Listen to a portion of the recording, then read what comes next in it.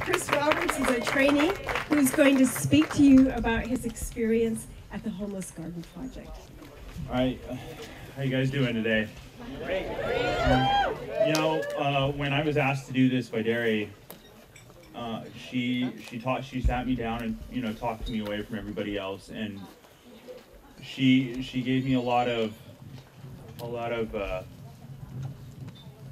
words of not just encouragement but thankfulness about how hard I've been working here, and I felt like I was put in such a position that when she finally asked me to do this, I was nervous about trying to meet those expectations. But with everything that's happened here with me, I felt that this is the least that we could do. This place has done so much for me as well as other people. I'd like to thank all of you guys for coming out to our farm.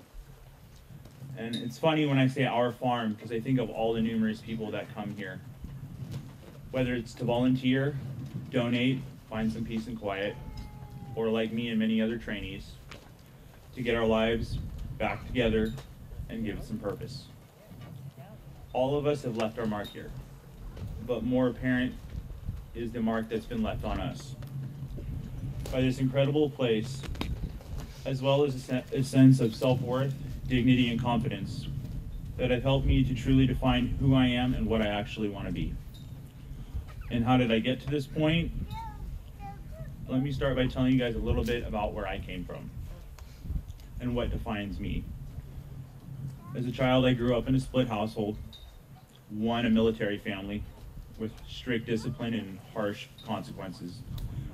As the oldest to three half brothers, and in the other family, I was the youngest and considered the black sheep. I was alone, out of place, incapable of doing anything right no matter where I was. At age 11, I thought I had found the answer to those solutions to those problems in drugs. My self-proclaimed answer has taken me everywhere from rehabs, hospitals, to near deaths and jails, and finally at age 30 in front of a judge with 3 years of prison over my head, asking me, what are you going to do with your life?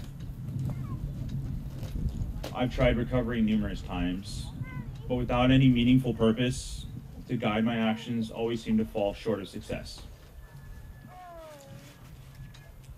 One of my biggest defining points was on October 29, 2004, 4 months before I turned 21, I became a father. My son Casey has become and still is and will always be the light of my life. My son and I share a very special bond that can only be defined as unconditional love and understanding. He and I have gone through CPS together, the special women in our lives leaving, homelessness, all while trying to manage his symptoms. In 2009, he was diagnosed with autism and severe ADHD. And in 2010, received from CPS his third diagnosis as his third classification as being a runner.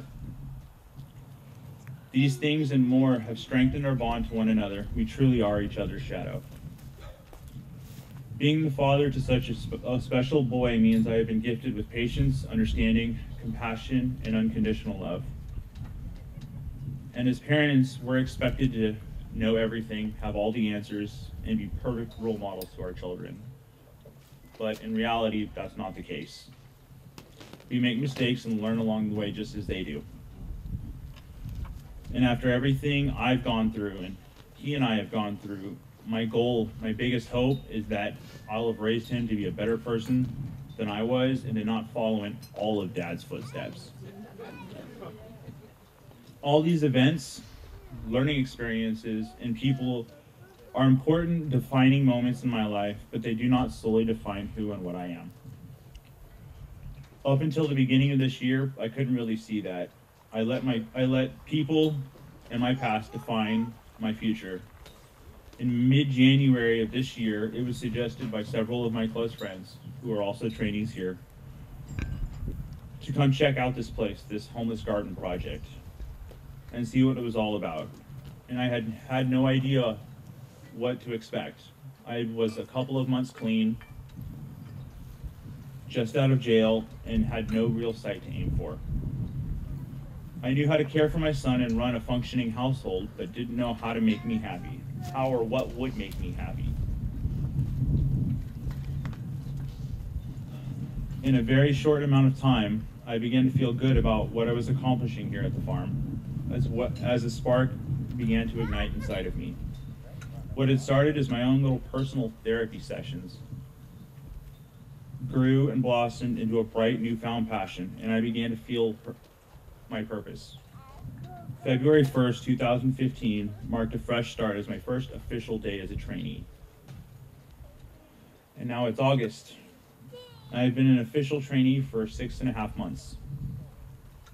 I've learned everything from irrigation to how to prep a bed, plant it, maintain it, harvest it, and break it down to start it all over. And let's not forget keeping our soil healthy by crop rotation, cover cropping for years to come. And at the end of this month, I will have successfully completed my 2-month post as the main greenhouse person.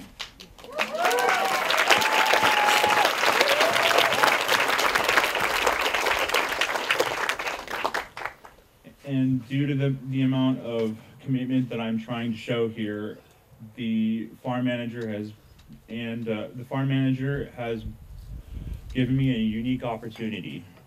Instead of doing a normal post that most of us do, I get to take it to the next level and learn the behind the scenes work that comes with managing a farm.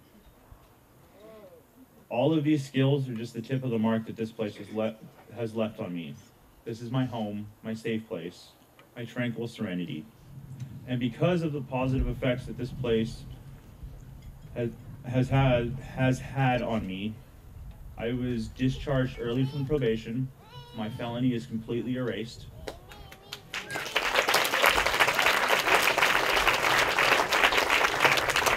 This oasis of hope has given me a purpose and a goal. I now finally know what I want to do with my life. In spring of 2016, I'll be enrolling at Cabrillo College for agriculture to become a farmer.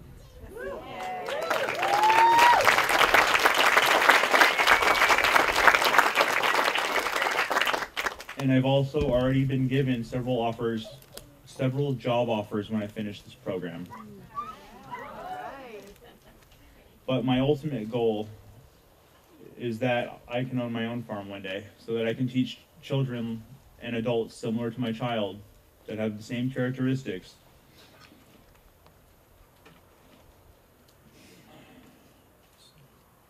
and pass on the same feelings of accomplishment, confidence, purpose, and belonging that this place has given to me.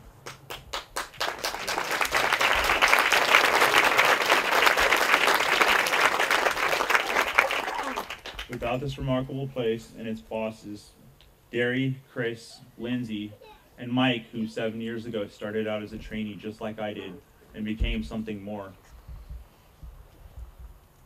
With their understanding, compassion, and guidance, and all others that support this farm, I and many others would be lost, destroyed, incarcerated, or much worse. I hope this place lasts for many, many more years to help show the hundreds or even thousands of homeless people that are sick, tired, hurting, or just plain stuck in a pit of despair that there is help, hope, and a real light at the end of the tunnel. Thank you all for listening, and I hope you guys have a great night.